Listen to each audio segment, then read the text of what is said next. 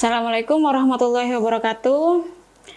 Salam sejahtera bagi kita semua. Perkenankan, nama saya Nur Fitria Indraswari. Saya adalah salah satu dosen di Prodi Pendidikan Matematika STKIP PGRI Sumeneb. Di kesempatan kali ini, perkenankan saya akan menjelaskan salah satu mata kuliah yang saya ampu, yaitu Matematika Diskrit. Di Matematika Diskrit, metode yang saya pakai adalah metode DIA, yaitu Delivery, Interaction, and Assessment. Delivery di sini terkait bagaimana cara saya dalam menyampaikan pembelajaran matematika diskrit. Metode yang saya pakai yaitu di sini, di mana siswa diusahakan supaya aktif berpartisipasi dalam kelas.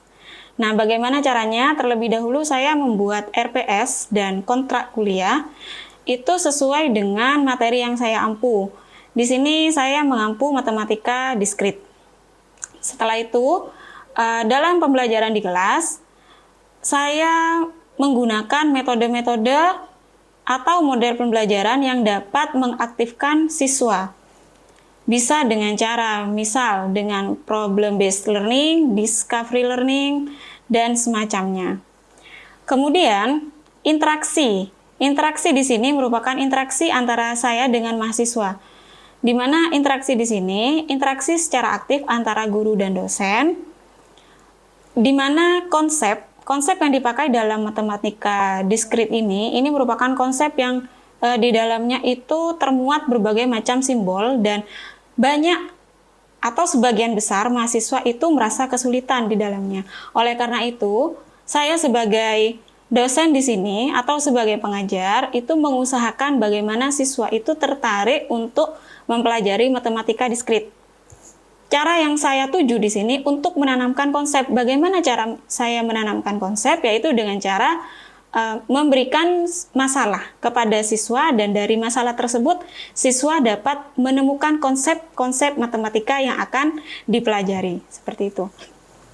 Kemudian assessment itu terkait bagaimana cara saya dalam menilai siswa. Assessment terbagi menjadi 4, yaitu partisipasi sebesar 30% bobotnya, kemudian ada tugas sebesar 30%, kemudian UTS sebesar 20%, dan sisanya adalah UAS. Nah, untuk partisipasi di sini merupakan partisipasi atau keaktifan siswa, keaktifan mahasiswa di kelas, bagaimana cara siswa dalam menyampaikan pendapat, kemudian bagaimana kehadiran siswa, kemudian di situ juga saya melihat bagaimana attitude siswa dalam perkuliahan. Tugas di sini terbagi menjadi 2, ada tugas individu dan juga ada tugas kelompok. Tugas individu biasanya saya berikan di akhir sesi perkuliahan. Biasanya itu terdiri 2 atau 3 soal, dan nanti hasilnya itu merupakan alat ukur saya untuk melihat bagaimana siswa tersebut apakah paham atau tidak terhadap materi yang sudah disampaikan pada hari itu. Kemudian di tugas kelompok itu ada 2 penilaian lagi. Misal tugas kelompok itu misal pembuatan makalah itu lain, itu masuk ke tugas kelompok. Kemudian di tiap-tiap kelompok itu ada nilai individu. Jadi bagaimana cara mahasiswa tersebut dalam menganalisis situasi atau menjawab suatu permasalahan. Kemudian di UTS dan UAS itu masing-masing 20% dan 30%. Nah, dari keempat komponen tersebut mahasiswa akan mendapat nilai di akhir semester, seperti itu. Di mata kuliah matematika diskrit dengan bobot 2 SKS ini, deskripsi dari matematika diskrit itu yaitu membahas metode fundamental pencacahan, fungsi pembangkit, kemudian ada relasi rekursif, ada inklusi, eksklusi, dan bujur sangkar Latin. Sedangkan capaian pembelajaran di sini terbagi menjadi 4, yaitu yang pertama, mencakup sikap, yaitu menunjukkan sikap bertanggung jawab atas pekerjaannya dalam menyelesaikan tugas mata kuliah matematika diskrit secara mandiri. Kemudian Di pengetahuan yaitu menguasai konsep teoritis pedagogik dan konsep pengetahuan prinsip-prinsip metode diskrit. Kemudian untuk keterampilan khusus di sini menerapkan pemikiran logis, kritis, sistematis, dan inovatif dalam konteks pengembangan atau implementasi prinsip-prinsip metode diskrit berdasarkan kaidah, tata cara, dan etika ilmiah untuk menghasilkan solusi dan gagasan serta menyusun deskripsi saintifik hasil kajiannya dalam bentuk makalah. Kemudian untuk keterampilan umum yaitu mengambil keputusan secara tepat dalam konteks penyelesaian masalah yang berkaitan dengan prinsip-prinsip metode diskrit berdasarkan hasil analisis terhadap informasi dan data. Pada materi matematika diskrit yang akan saya jelaskan nanti berdasarkan video, nanti saya akan membahas tentang relasi rekursif. Berikut cuplikan pembelajaran materi relasi rekursif. Assalamualaikum warahmatullahi wabarakatuh.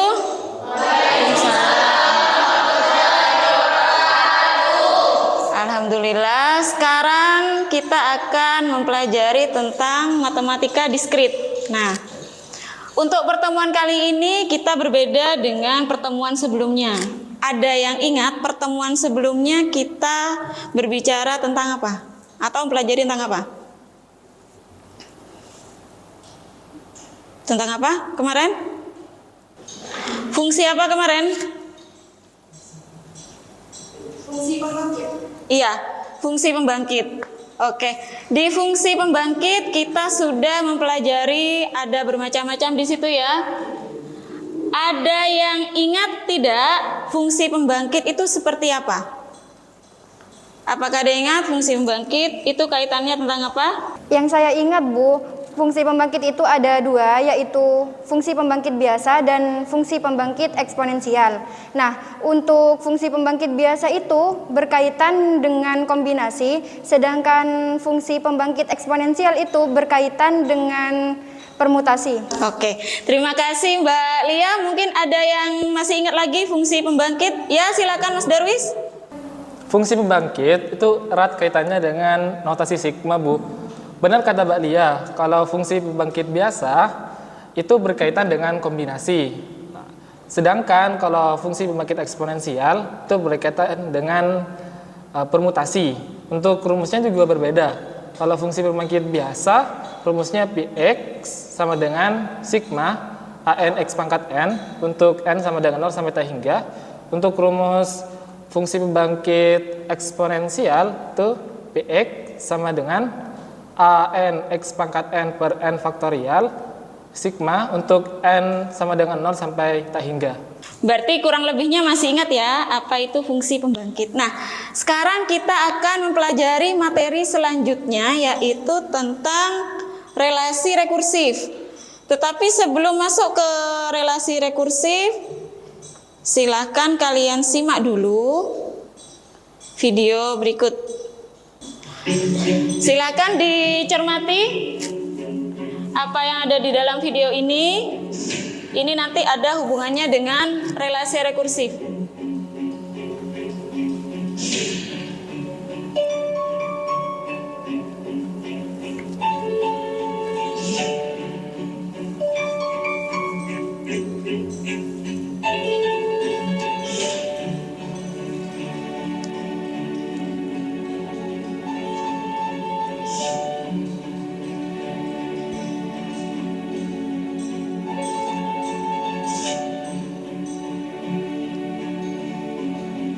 Silakan lihat pola-pola yang ada di situ. Nanti akan bentuk seperti apa itu.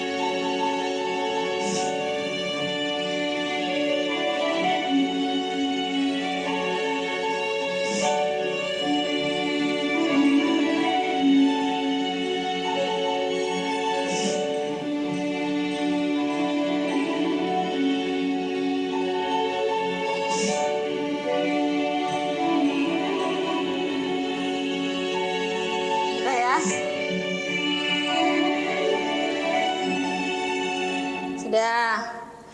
Nah, berdasarkan video yang kalian perhatikan barusan, yang kalian simak, kira-kira apa yang kalian? Saya Ibu. Ya, silakan, Mbak. Dari video tersebut itu menampilkan hubungan matematika dengan dunia sekitar. Contohnya itu pada barisan Fibonacci yang polanya itu membentuk keong. Ya. Mungkin ada lagi? Silakan. Ya. Selain keong, Bu, bisa membentuk bunga matahari dan sayap capung, Bu. Oke. Gitu ya. Jadi nanti ini ada kaitannya dengan yang akan kita bahas, yaitu tentang relasi rekursif. Yang akan kita pelajari di sini ada KAD, yaitu kemampuan yang akhirnya akan kalian peroleh setelah pembelajaran ini, yaitu menerapkan relasi rekursif dan aplikasinya dalam menyelesaikan suatu permasalahan. Nah, indikatornya pada pertemuan kali ini kalian ada dua, yaitu menjelaskan konsep dasar relasi rekursif, kemudian yang kedua menerapkan konsep relasi rekursif. Nah, setelah kalian lihat tadi video, itu sudah ada gambaran kalau relasi rekursif di matematika diskrit itu tidak hanya tentang angka saja.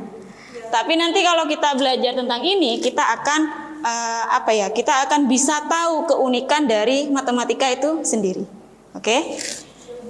Sudah? Mungkin ada yang mau ditanyakan? Tidak ada?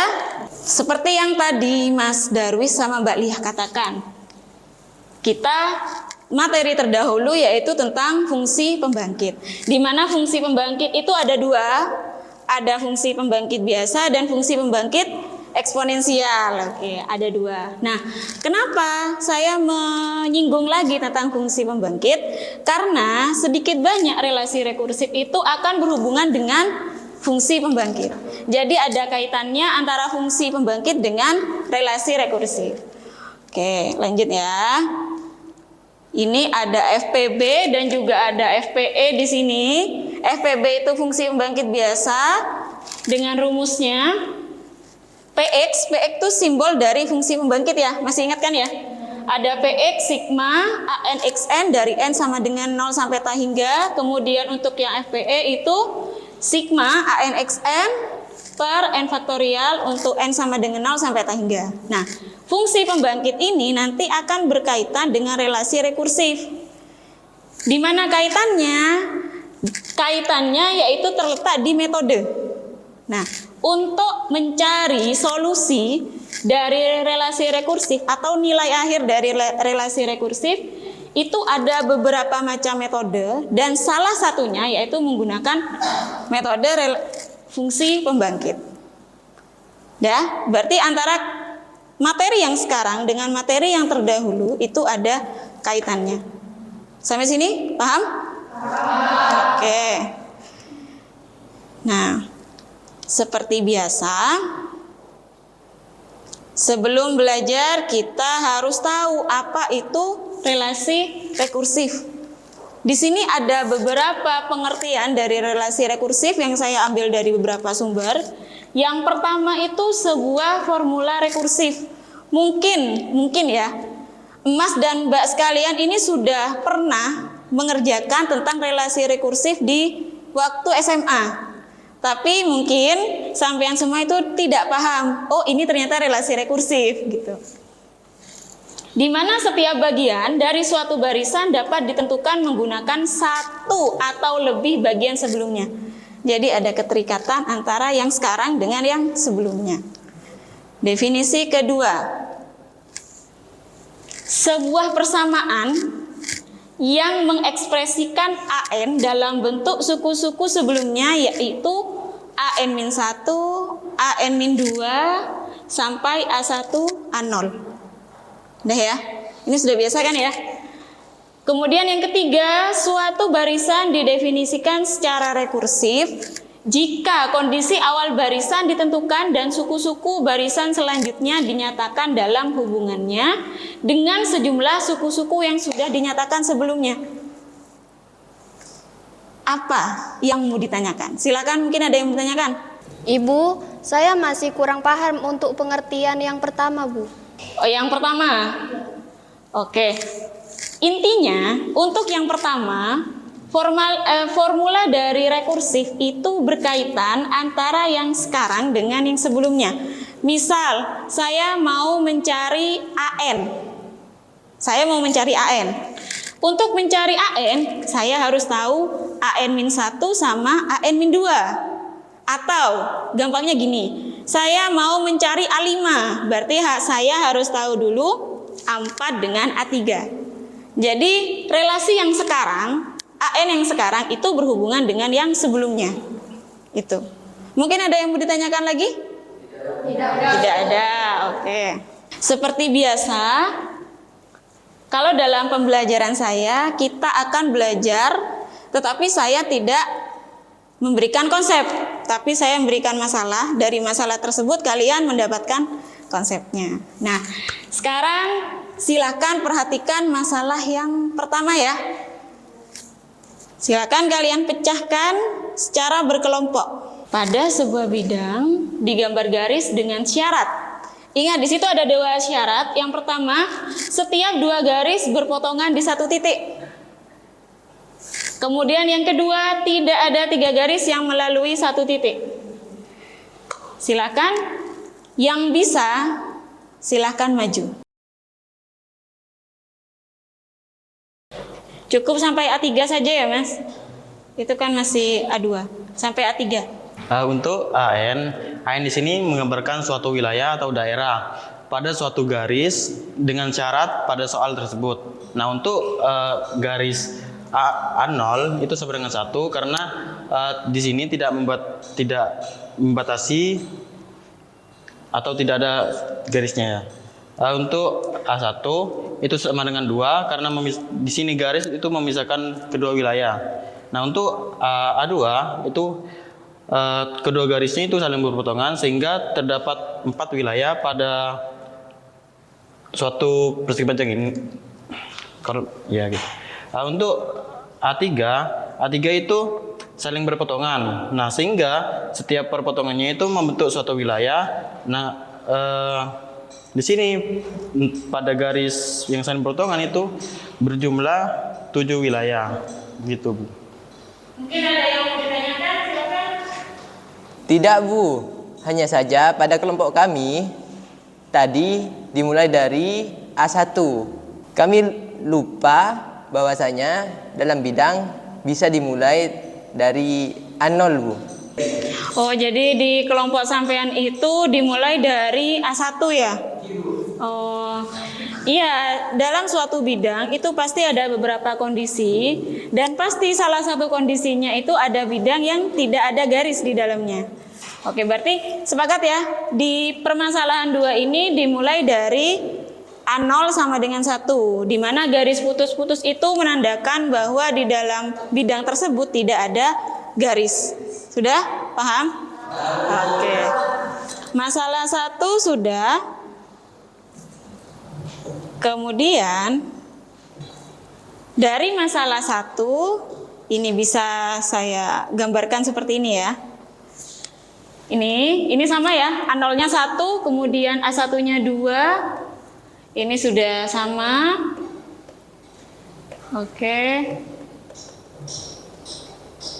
Nah, di sini sampai A4. Punya saya sampai A4. A0-nya 1, A1-nya 2, A2-nya 4, A3-nya 7, A4-nya 11.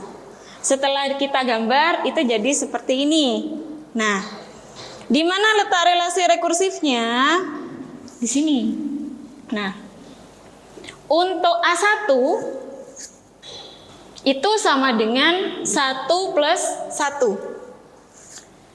Di mana 1 itu merupakan A0. A0 tadi kan 1. Perhatikan ya. Karena ini nanti konsepnya dapatnya dari sini. Kemudian A2 itu kita peroleh lagi. A2 sama dengan 2 plus 2. 2 itu merupakan nilai dari A1. Berarti A1 plus 2. Berarti yang pertama kita dapat A0-nya 1, kemudian A1-nya A0 plus 1. A2-nya A1 plus 2, kira-kira di A3 dapat berapa? Ayo. A2 Oke, nanti di A3 kita akan dapat A2 plus 3, benar. Kemudian nanti di A4, kira-kira kita dapat apa di A4? 4, oke, sip. Bisa ya? Oke. Nah, apa yang kita pelajari di sini sebenarnya itu melatih kalian dalam bernalar aljabar di sini sebenarnya. Di mana kalian itu menemukan pola, kemudian dari pola kalian memisalkan dalam bentuk generalisasi. Nah, sekarang relasi rekursifnya jadi seperti ini. Masih ingat ya? Relasi rekursif itu membutuhkan suku sebelumnya. Jadi di sini A0-nya itu kan sama dengan 1. Kemudian AN-nya itu sama dengan AN-1 ditambah dengan N. Jadi misal kita mau mencari A7 atau A8 misal. Kalau kita mencari A8 berarti sama dengan A berapa ditambah berapa? A7 ditambah 8. Ya. Bisa ya? Oke. Sudah. Nah, sekarang lanjut. Di masalah 2, silakan kalian coba kerjakan. Saya beri waktu 5 menit. Saya beri waktu 5 menit, kerjakan secara berkelompok. Nah, di sini permasalahannya. Di sini ada pada bidang papan. Nah, yang saya utarakan di depan itu terkait ini ya. Masih ingat ini apa ini? Alat peraga apa ini? Kok ada alat peraga? Menara Hanoi. Menara Hanoi, memang di dalam Menara Hanoi itu terdiri dari beberapa cakram. Oke. Nah, untuk menyelesaikan masalah 2, kalian bisa download di Google Play Store ya. Tower of Hanoi ini bisa kalian download di Google Play Store. Dimainkan di HP untuk mengerjakan masalah 2. Silakan dikerjakan bersama teman kelompoknya. Yang sudah silakan acungkan tangan. Kelompok kami sudah, Bu. Oke, silakan Mas Darwis bersama kelompoknya.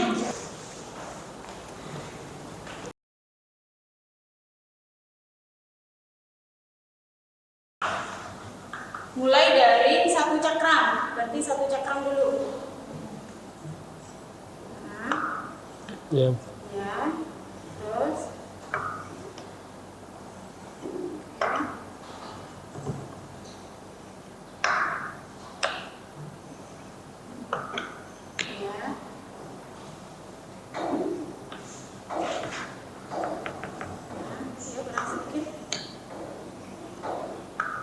oke, sip. Berarti ada berapa? 4 cakram itu? Iya. Ada 15 ya? Iya, Bu. Oke, ada 15 angka. Silakan sambil jelaskan Mas Darwis. Jadi kalau satu cakram, maka A1-nya 1 sebagai syarat awal. Kalau 2 cakram, maka A2-nya sama dengan 3. Didapat dari 2 kali 1 tambah 1. Untuk 3 cakram atau A3 sama dengan 7. Didapat dari 2 kali A2 yaitu 3 ditambah 1. Begitu juga dengan A4 sama dengan 15. Didapat dari 2 kali 7. 7 adalah A3 ditambah 1. Jadi untuk rumus relasi rekursifnya atau N cakram, maka AN sama dengan 2 kali AN-1 atau suku sebelumnya ditambah 1. Itu sudah relasi rekursifnya. Belum, Bu. Kurang apa belum? Kurang apa? Kurang apa? Ada kurang sedikit. Syarat awalnya mana? Syarat awalnya A1 sama dengan 1. Untuk N ini ditulis dalam jadi relasi rekursifnya. Ini syarat awalnya kan A1 sama dengan 1. Kemudian AM-nya itu 2 kalikan AM-1. Ini kan sebelumnya ya? Iya, Tambah 1 dengan syarat apa? M-nya lebih dari sama dengan 1. Udah ya? Iya, Bu. Oke. Terima kasih kelompoknya Mas Darwis. Dari masalah 2 kita sudah dapat ya. Nah, tadi ada kelompoknya Mas Darwis sudah menemukan kalau relasi rekursif dari permasalahan yang bisa dipecahkan menggunakan menara Hanoi berbantuan dengan menara Hanoi, yaitu relasi rekursifnya A1 sama dengan 1, kemudian AN itu 2 kalikan AN min 1 plus 1 dengan syarat N-nya lebih dari atau sama dengan 1. Jadi kalau menulis relasi rekursif itu harus ada yang pertama syarat awal, kemudian rumusnya AN-nya itu apa, kemudian batasan N-nya, entah itu N-nya lebih dari atau sama dengan 1 atau lebih dari atau sama dengan 2, itu harus ada. Udah ya? Ada yang bertanyakan? Tidak ada. Oke. Ini sebagai pemahaman supaya saya tahu pemahaman kalian secara individu itu seperti apa. Kalau tadi kan kalian sudah bekerja secara kelompok. Nah, sekarang silakan kerjakan masalah 3. Nah, di masalah 3 itu saya beri permasalahan seperti ini. Nah, nanti di sini kalian dapat relasi rekursifnya. Nah, permasalahan ini silakan kalian kerjakan. Dikumpulkan lusa atau 2 hari lagi.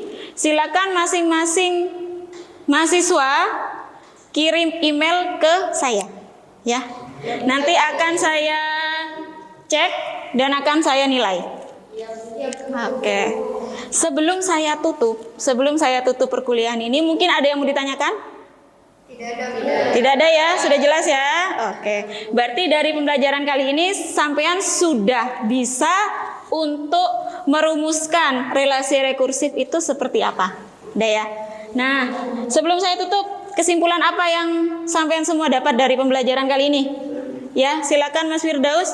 Ya, kesimpulannya itu Bu, relasi rekursif itu sangat erat kaitannya dengan kehidupan. Untuk membentuk relasi rekursif, dibutuhkan suku-suku atau kondisi sebelumnya Bu. Oke, jadi antara yang suku sekarang itu berkaitan dengan suku-suku sebelumnya. Dan untuk mencari relasi rekursif, kita harus terlebih dahulu mencari apa? Mencari apa? Mencari pola. Nah, dari pola bukan mencari suku, berarti mencari pola, nanti kita mendapat suku-suku. Sudah? Ada yang bertanyakan? Tidak ada? Oke. Untuk pertemuan minggu depan, silakan kalian pelajari bagaimana cara untuk menyelesaikan relasi rekursif. Di situ ada beberapa macam. Ada fungsi pembangkit, ada yang akar-akar karakteristik. Silakan kalian pelajari dulu tentang yang metode fungsi pembangkit. Oke? Sudah? Sebelum saya tutup, kurang lebihnya saya mohon maaf ya. Terima kasih. Wassalamualaikum warahmatullahi wabarakatuh. Waalaikumsalam.